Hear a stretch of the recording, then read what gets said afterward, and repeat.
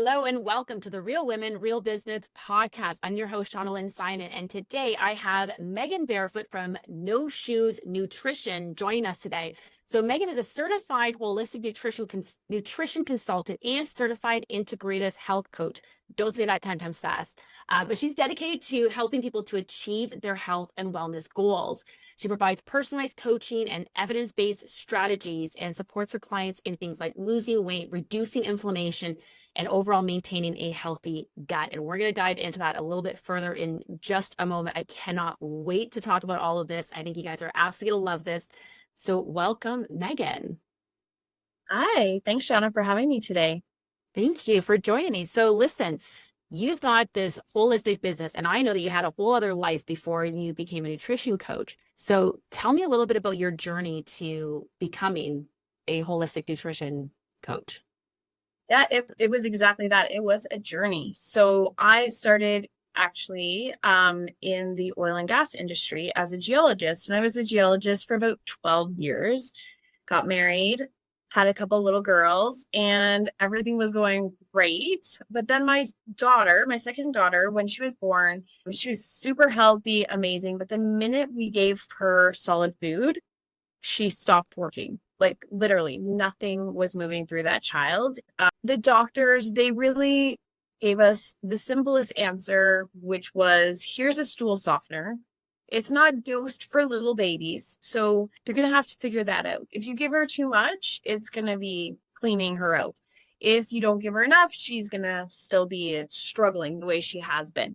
And I mean, this was a struggle. Like my poor baby, her belly was all distended. She was bleeding. It was bad. It was a mother's nightmare, right?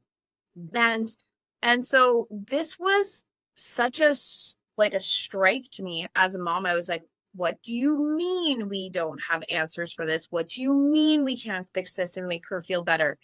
I couldn't accept this as the final answer. So I figured, I have a science degree. I have time when they go to nap. I am going to go and do some research on my own and see what I can find. And what I ended up discovering was that we each have a very unique, like our fingerprints are unique, microbiome that lives in our intestinal system. And I became obsessed, Shauna. Like I literally was talking about gut bugs. I lovingly call them gut bugs. Yeah. To everyone. I was like, did you know? Did you know you have bacteria? Good bacteria. That does awesome things for you. And people are like, you're talking about poop a lot. Like, I'm a new mom. It's an important thing when your poor baby's not, able to have a bowel movement. Right. It's a big deal, right? The whole family is affected. So the biggest thing I learned was when we feed ourselves, we don't just feed us, we also feed that microbiome. So I started playing around with that in my family, and I started feeding my family different foods and seeing the effect on not just my kids, but also my husband and myself and our health. And lo and behold, my husband ended up losing like 60 pounds. We didn't even know he needed to, but apparently when I was putting baby weight on, he was also putting baby weight on. And the girls just were so calm. They were level-headed. They were focused. And people like their grandparents really started to notice, like, whoa, what's going on? Like the girls are so calm. They're not running around like, little crazy people. And, they were very just focused. They would have great conversation. Of course, it was a happy accident that I lost the baby weight as well. And everybody was feeling really good. And people started to ask questions. And what did you do? Can you help me do that with my family? And I really did not feel that I had the, training or capability to coach someone or help someone. So I would give them a little, well, this is what we did and that's what we did. And, but then I really realized that it's very personal for each person and personal for each family. And so I had to make a decision. Am I going to go back to work as a geologist, or am I going to pursue this new passion that I've discovered? Mm-hmm. And after lots of conversations with my husband and a lot of, working research on the internet of what I really wanted to do, I made the decision to go back to school and went to the Canadian School of Natural Nutrition for holistic nutrition consulting. and I went to the Institute of Integrative Nutrition in New York for health coaching. The two of them are very well matched in the sense of one is like the science and one was the how to. So together, it really allowed me to build programs and personalize, customize like programs and protocols that would help my clients achieve their goals. Wow. I mean, that is quite the journey. I mean, and to your point of, I can imagine so many people like, how do we do this for ourselves? And you basically had this own little personal family experiment, so to speak, that reaped incredible results. And it was still backed by science. I mean, it wasn't this experiment that you were just sort of trying things. You had done your research on it, but to be able to live what you're now teaching and say, like, I did it and I can help other people now do the same. That's pretty powerful, because I think there's so many people that deal with so many variations of ailments. And so much of that, I know personally, can be adjusted. I don't want to use the word cure, because there's a lot of different variations at play there, but there's a lot that can be fixed and adapted to a different lifestyle of nutrition and eating. And here's the other thing that I would also say, though, is that I imagine that your clients would say is, it doesn't have to sound as dramatic and drastic, I think, as people think that it is. We're not going to do this massive upheaval of your entire life and say we're going to cut out all the foods that you love and start from scratch, and you can only eat these 5 nutritious foods and they're all green. Like, it's not. I mean, Don't get me wrong. I'm really green inside, clean inside, right? Keep that in sure. mind. So green is very important, but you're absolutely right. It has to be baby steps. It has to be experimentation. What's working for you? What's not working for you? Everyone's lifestyle is different. Our stress levels are different. Our hormones are different. The nutrients we already have in our body and what we're deficient in are different. So it's a little bit of a science experiment with every client, and it's fun for me, and we make it fun for the client as well. Right. Absolutely. And so if someone, like, what is sort of a sign that someone's gut might need a little bit of attention? Okay, well, that's a really good question because it's different. Sometimes gut stuff doesn't show up in the gut. So the obvious would be constipation, diarrhea, gas, bloating, feeling like you're having food sensitivities. I just can't eat the foods I used to be able to eat. I just don't feel good afterwards. But some of the other ones that people don't necessarily put 2 and 2 together are mental wellness issues. So your gut microbiome makes more neurotransmitters than your brain does. Your gut is your second brain. Okay? So your gut is surrounded by its very own nervous system, the enteric nervous system, and it's always in contact with your central nervous system, which is your brain and spinal cord and peripheral nerves. So we need to acknowledge that if our mental wellness is going downhill, something may be off in the gut. So we need to make sure that that microbiome is strong and able to make those neurotransmitters. So things like anxiety, feeling low, depressed feelings, brain fog, even just energy levels being super low by the end of the day. Like, I just can't make it to like 6 o'clock without needing my couch.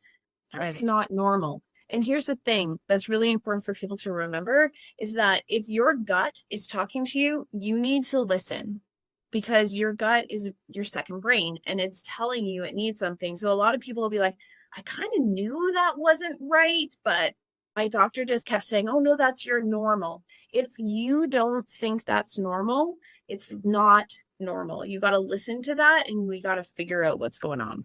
Oh, and so obviously, like, the best solution if someone's dealing with this is, call you. But short of that, what are some things that someone can, if they're starting to feel like, they're experiencing some of these symptoms that you're talking about, what are some sort of little personal experiments that maybe they can try to play with to see if it makes any sort of adjustments? 2 things, 2 really, really important things people can start with. The first would be cut sugar, like any added sugar. So your pathogens that live in your gut, the bad gut bugs, they feed off of sugar. So if you can start cutting off their food supply and you're having more symptoms and you're jonesing for sugar, but you just had this big, beautiful meal and you're not hungry, that's a good sign that your microbiome is overrun with pathogens that you need to get out of there. Second is add in fermented foods. And these are still very foreign to a lot of people. When I say, okay, sauerkraut, they're like, hey, I got to do sauerkraut. And I'm not talking the sauerkraut that's jarred and on the shelf in the grocery store. A true fermented food that has active microbiome gut bugs in there, you're going to need to go to the refrigerated section of a grocery store to get that. Because if it's sitting in the middle of the grocery store, it will explode. So when you bring it home, you also need to put it in the fridge. Right. Or else there could be problems, right? And there's lots of different probiotic foods out there. A lot of people immediately are going to think of yogurt. Oh, I can't do yogurt. I can't do dairy. But there's kefir and yogurt, sour cream, all of these yogurt ones that people like, dairy ones, right, that people think of all the time. But sauerkraut, fermented cabbage, kimchi, which is a spicier version if you like a little kick, fermented beets, fermented carrots. There's all kinds of fermented vegetables. They get very popular at the farmers markets in the fall because a lot of people it's becoming very popular to have the fermented foods. Kombucha is a really great one. And if you can't do dairy, you could do kefir water. Right. With the drinks, though, you really have to watch the sugar content because they become very popular. And so the manufacturers are just basically dumping tons of sugar in it. So you really want to look for something that has less than 5 grams of sugar per serving. Interesting. I like that. And what about like natural sugars? Like you're talking refined sugars, or are you talking any sugars? Any added sugar. I mean, if we figure out that you have a overgrowth of yeast in your gut or any other pathogens, we're really going to cut back on the sugar to get rid of them. And there's a whole protocol that I can walk people through to go through a gut cleanse. But just to begin, just cut out any added sugar. So the donuts, the sugar in your coffee, the pop, the, things like that, the pastries, the candied chocolate, that sort of thing. Yeah, that makes sense. And I would imagine that when clients are coming to you, they're experiencing these gut issues potentially, or they're experiencing some wellness issues in general, that you're able to treat, whether it's based on their gut, or I know that you do expand. I know that's your specialty is the gut, but obviously you have a lot of knowledge in this space. But what are the overall health benefits that they're usually looking for? Like I know for myself, I'm a woman in my 40s. Most of the women that I work with are in their 40s. Most people listening to this podcast are women, specifically, not necessarily always in their 40s, but they are women. And I know for myself, the difference between how my body cells reacted to different foods, exercise, all those types of things is very different in my 40s than it was in my 20s and even in my 30s. So are they looking to feel healthier, or just overall? Are they looking to lose weight? Is it all of the above? Are they looking for a higher metabolism? Like, what are the main things that you're finding you are addressing with your clients? For women like us in our 40s, the major concern is weight and hormone balance. And first of all, I just want to tell every woman out there, weight is not the issue. It's a symptom, right? So when we're looking at your weight, we don't look at it from a point of view of something to solve. We need to find the underlying root of what is creating your body's need to hold on to that weight. Right. And a lot of times for us in our 40s, it's going to be hormones. And other times it can be a source of inflammation. And 9 times out of 10, that inflammation is coming from gut. And when you have inflammation in your body, that's when things start to go wrong on all levels. So if we can start to figure out where that inflammation is coming from, and we can start to put the fire out of inflammation and calm the system, the weight just will naturally fall off. And a lot of people don't want to believe me on that, but it's a very, very important thing. The final part of that is stress levels and stress mitigation. A lot of us are handling our stress. We're handling it. Well, I'm not stressed. I'm handling it. It's fine. Mm-hmm. And when someone tells me they're fine, that's code word for effed up inside, nice exterior. So we really need to dig into that fine a lot. What's going on? Why are you just fine? So a lot of my clients, when I say, hey, how was your week? They're like, it was great. They will not use that word. Then lots of questions come. But it is a thing where we are just handling everything, and I mean, this goes right to the root of real women. Like, we have to handle it. We have to figure out how to just get through sometimes, right? But our body goes into this nervous system, sympathetic fight or flight state. And if we're sitting in that for long enough, our hypothalamus in our brain, which talks to our pituitary, sends out signals to our adrenals. You've talked about adrenal fatigue before, and it drains our adrenals. But then what a lot of us don't realize is that the adrenals, they create the cortisol that is a lot of the problem, right? Yep. But they share a hormone called pregnenolone. That's their feeder hormone that makes cortisol. It also makes progesterone. So if you are in fight or flight, cortisol will preferentially be made. Pregnenolone will not be making progesterone, which then throws your hormones off. Yeah. We're like having all these symptoms, we're putting on weight, but we have to calm that sympathetic nervous system down to go parasympathetic. And sometimes we have to actively do that. It's just not going to happen on its own, ladies. We have to take the time to calm ourselves down. And that can be very frustrating. And it's so key. And I think that, you're preaching to the choir here. I know that I've talked about this a lot, but stress management is something that needs to be a daily habit. You need to be practicing stress management on the days you are not stressed, so that on those stressful moments, you can pull all those tools out of that toolbox that have become muscle memory now and use them to address your stress levels so that you can minimize them as quickly as possible. I have been working at this for years, and some days are definitely better than others, but for the most part, it is a daily habit of mine. And so when I do get stressed, I'm not stressed out for as long as someone else might be. I'm not holding on to it for nearly as long. And it's probably not even getting as escalated as it is with someone who's not practicing stress management on a daily basis. But the problem is that, I've talked about this with other guests, and I've done some individual podcast episodes about this as well, that, we talk about stress, we talk about burnout. So many women, especially, just think this is a natural part of their lives. They're handling it, as you said.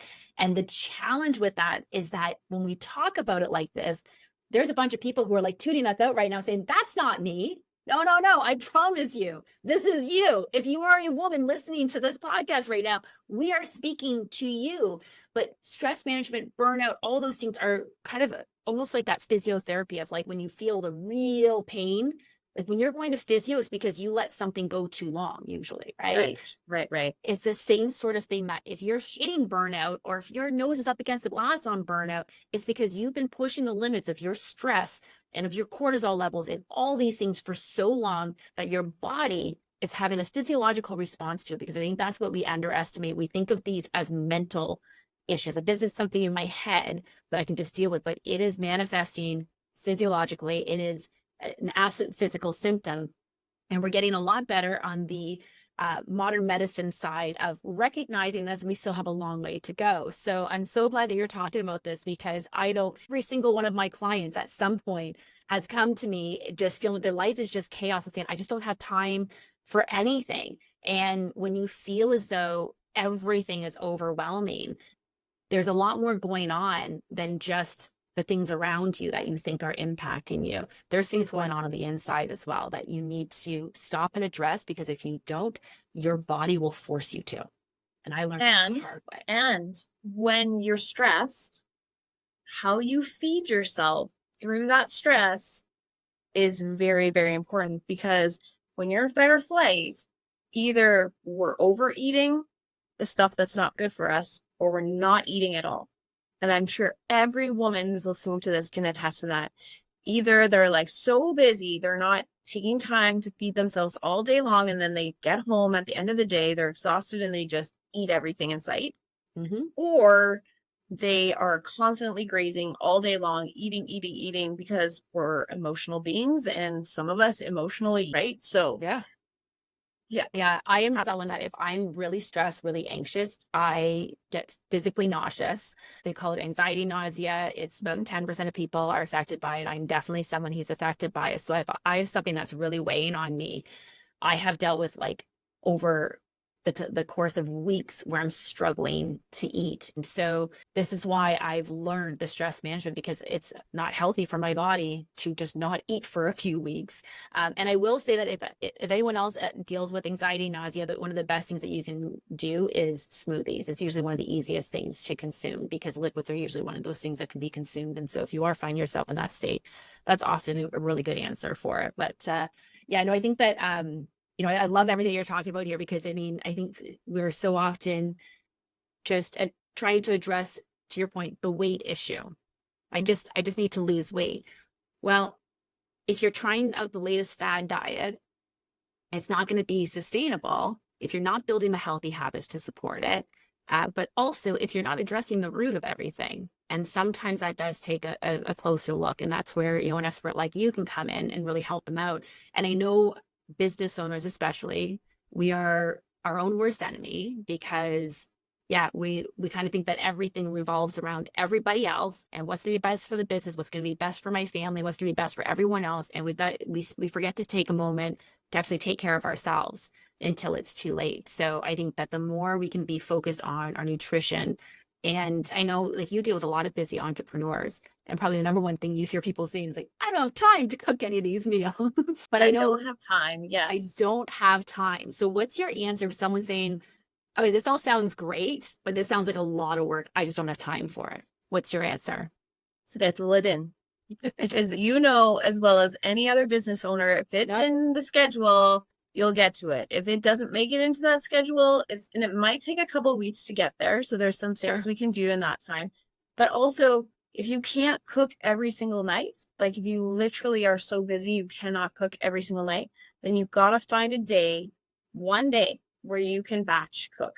Yeah. And you can set yourself up with meals, breakfast, lunch, and dinner meals that you have set up, easy to go, easy to grab. Like I work from home and I prep all of my lunches. Oh yeah. It doesn't matter that I live here and that I can just go to my kitchen and grab.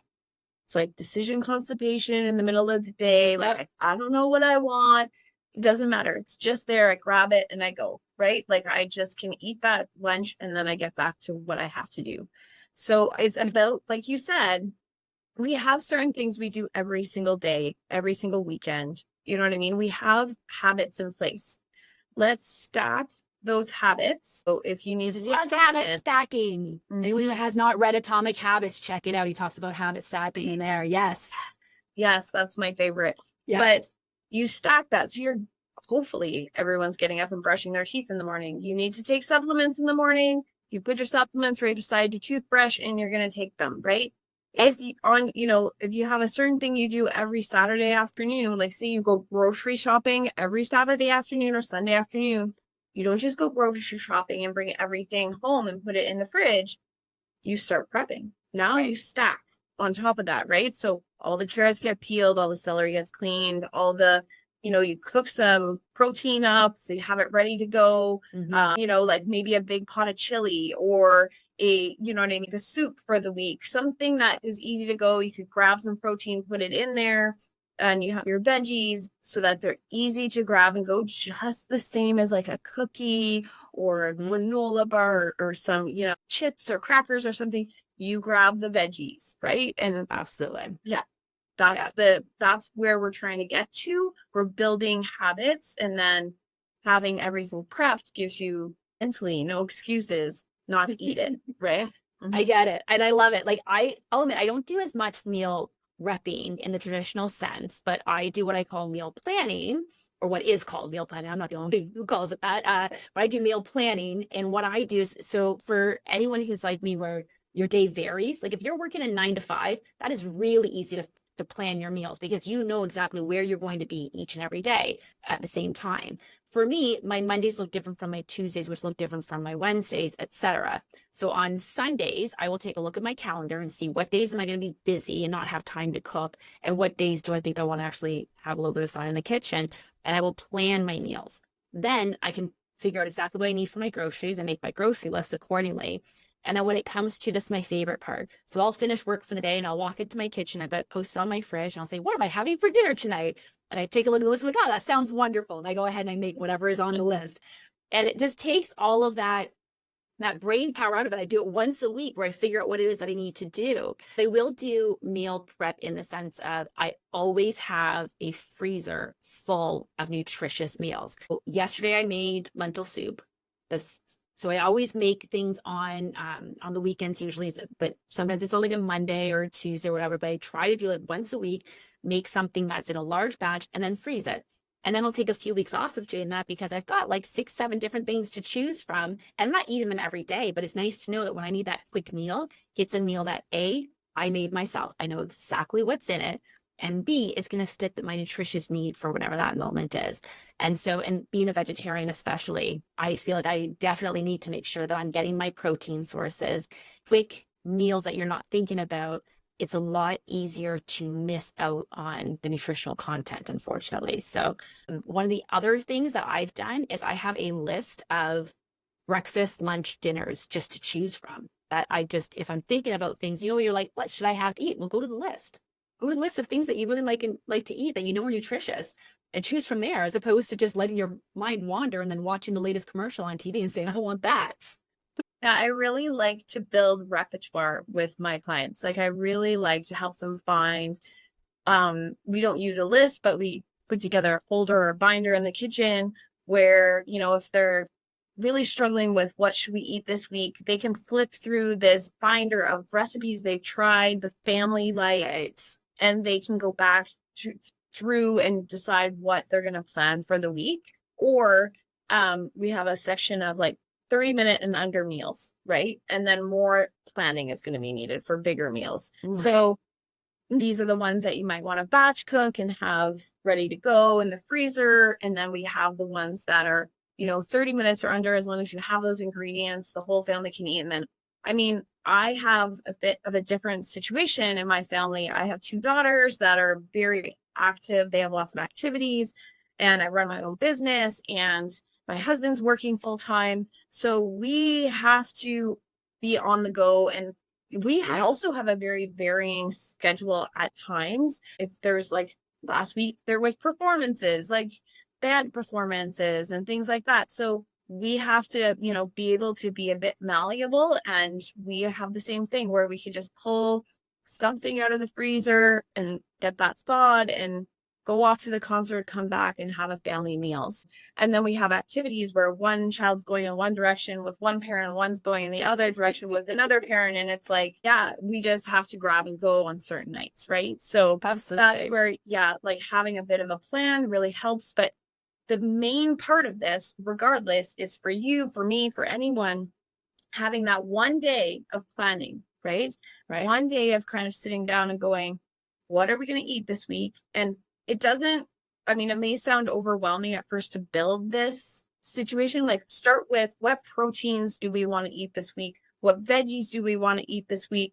And then we build off of that and move forward from there with specific meals and stuff like that. It doesn't have to be a meal plan that we follow, or you know what I mean? Like that can be overwhelming for people. So Yeah. we start with baby steps, always baby steps. Yeah. Mhm. And you know what? In my experience, and your clients probably experience the same thing, there is less food waste in my house because of it. And groceries are actually less expensive this way because it's so intentional, so purposeful. And I know there are sometimes where I'll even check out what's on sale this week and plan my meals around those ingredients as well. There's a lot of ways that this is going to be one of the most cost-effective things that we're going to be doing. And I love that, like, you are an entrepreneur, you are a mom, you are a wife. So like you're not just telling someone to try something. Like everyone knows that I just live with a bunch of cats, so it's a little bit different for me. But that said, I also do I have have cats too. So I mean, like, come on, just pile it on. Yeah. And I know, like, for myself, I do have my dad that I'm a caregiver for, and of course my mom as well, that I help out and support. So I'm making meals at times for more than just me, and I'm trying to adapt to eating styles that are a little bit different from mine, and making sure that I'm providing nutritional meals for them as well. But I love it, like you're balancing all these different things. Like there's so many things going on. So anyone who's listening to this and thinking, well, Megan must just be superwoman to be able to do all these things. No, I don't say that overnight. Yeah, That's the thing. It doesn't happen overnight. It's about building those habits slowly, right? And so yeah, we have to be kind. Okay, women out there, all the ladies, you have to be nice to yourselves. You have to talk to yourself as if you're talking to your best friend, right? Give yourselves compliments. Be your best cheerleader, because life is hard, right? We're entrepreneurs, we're building something big. Having your own business is like having your own child, right? You have to yeah. put intention, and you have to put intention and attention and planning into that as well. But you can't forget yourself in the meantime, right? You count as well. And the same thing can happen when you have your kids, right? You Right. put all this energy into your kids and you forget about yourself. We have to come back and just realize that if mama goes down, the whole ship goes down. So Right. we have to put, and same with our business, if we go down, our business goes down. So we have to take care of ourselves. We have to put intention and attention towards our own health and make that a priority. Absolutely. Yeah. And I couldn't have said it better myself. I think that we're notorious as women for putting other people ahead of ourselves.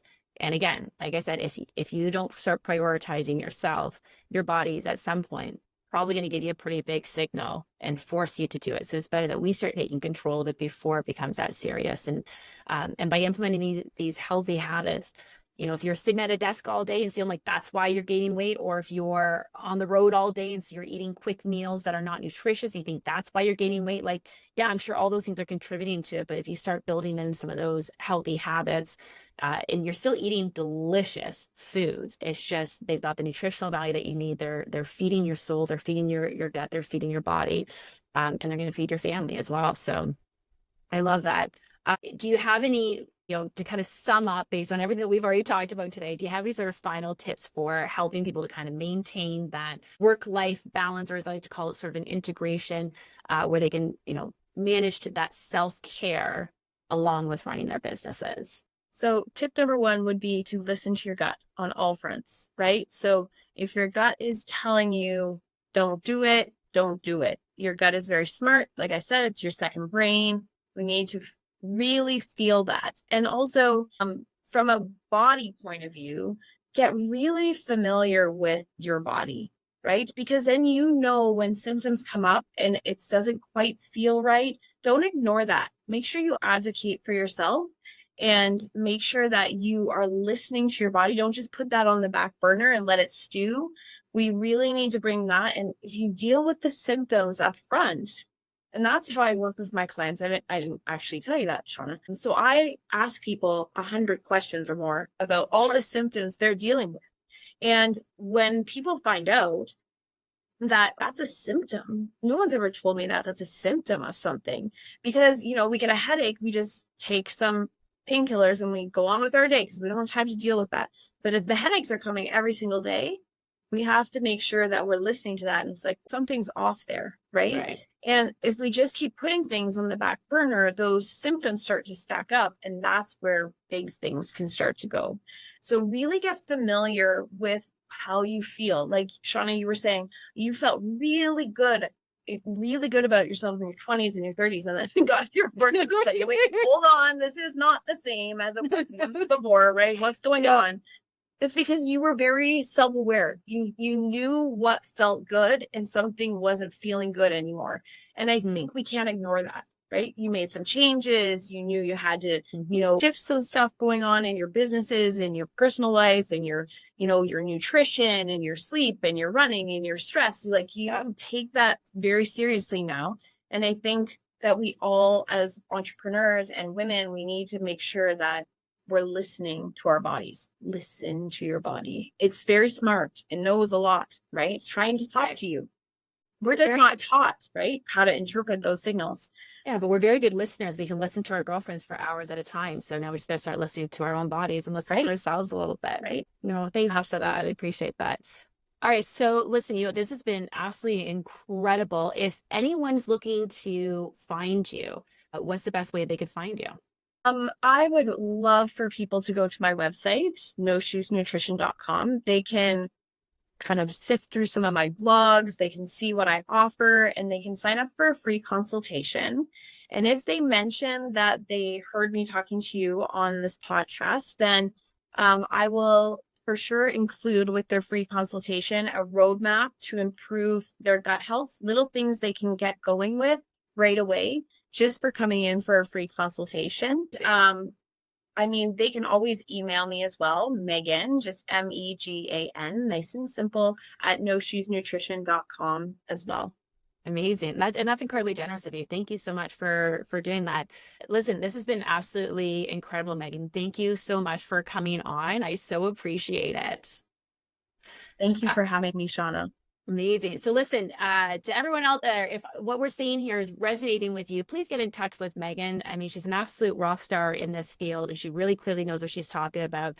I hope you'll also continue to listen to us and allow me to be a part of your journey. Tune in next week. Be sure to leave us a review, or if you really like this podcast, you know what the best way to show your support is simply to share it with someone else that you know that can benefit from it. We so appreciate all of that support. Until next time, everyone, keep thriving.